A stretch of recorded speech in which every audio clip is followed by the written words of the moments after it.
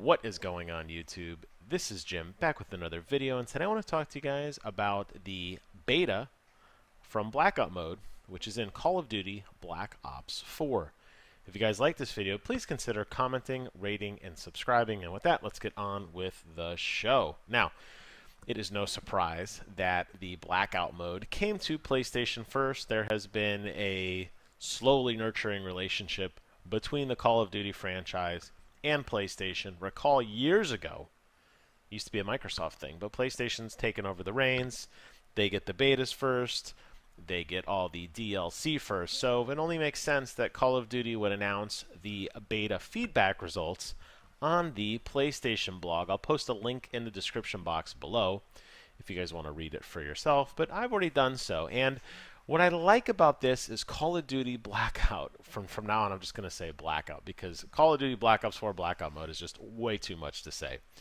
Blackout is really, really, really good. This is coming from a long-time PUBGer, over 350 hours in the game. I played one round of Blackout. I am sold. Day one, I am jumping ship. I am not looking back. And I could do a video on my love letter to the game, but I don't think I'm going to tell you anything that anybody else is not. But just to continue that goodwill that this game is putting out there, this beta actually is going to shape the game. You know, a lot of these betas that come out are not really betas per se. Maybe some sort of stress test, but very rarely do we actually see that feedback rolled back into the game so candidly. Now, we did see it with Battlefield. We did see it with Battlefield 5, but that's because that game's in a lot of trouble. Typically, games release a beta and they don't really, that's like, hey, glad you like the beta, get the real game next week. So the fact that they put out such a lengthy blog here talking about everything is actually really, really cool, and that's what I want to talk to you guys about. So if you play the game, you probably felt the way I did. Enemies were, the time to kill was significantly higher than it should have been. I was shooting, you know, a significant amount of rounds, a clip sometimes, maybe a clip plus if I wasn't hitting all my shots, to drop an enemy. And they've talked here about that they're going to change the armor rating. Armor's actually going to get weaker. It's going to get harder to reduce or to find that level 3 armor. That's the armor that gives you a helmet. It's the only armor that has a helmet in the game.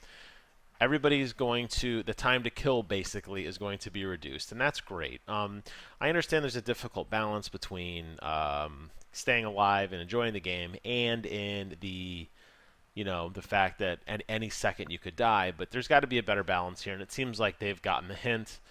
That's what that section is about. Audio adjustments, I'm glad to hear that they're going to be fixing a lot of the audio issues that we had. Sound effects are going to be better between woods, you know, ceilings, walls. Teammates are going to be quieter.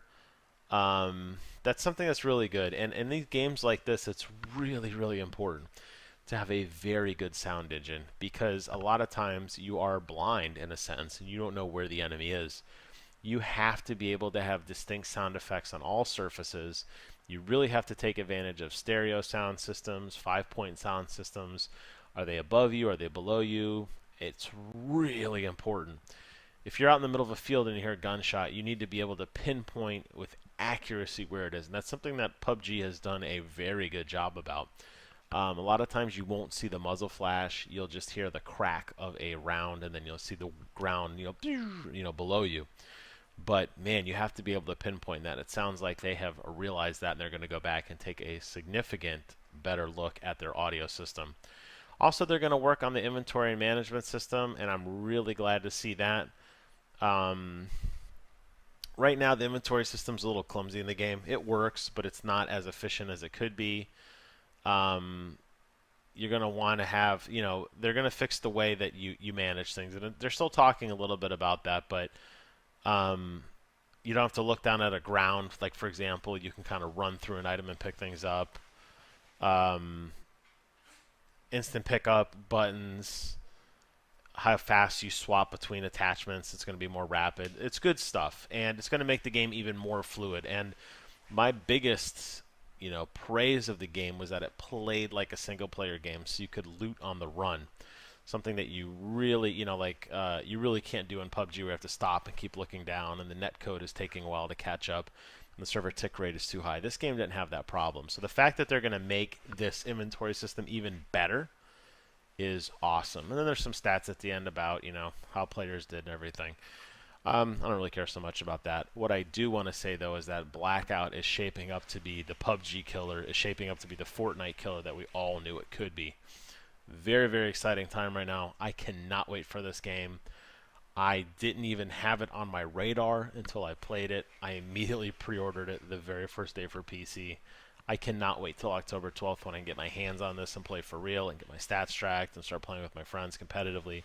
This one is one to watch out for. But I have to give praise, like I said, the fact that they're taking this data and rolling it back in shows that they really listen to player feedback and that they understand that while the game is a really good state already, it could be even better, and that is awesome. So to all these other companies out there running betas, keep this in mind, this model in mind. Take the feedback and actually roll it into the development, as we are starting to see in some other games. As always, I want to thank you guys so much for watching. Hope you enjoyed the video. If you liked it, like I said, comment, rate, subscribe. If not, that's okay. I do videos a couple times a week. You'll see me again very soon talking about the Halo Legendary Crate Season 3. I am very excited. As always, I want to thank you guys so much for watching. And until next time, I will see you guys on the other side.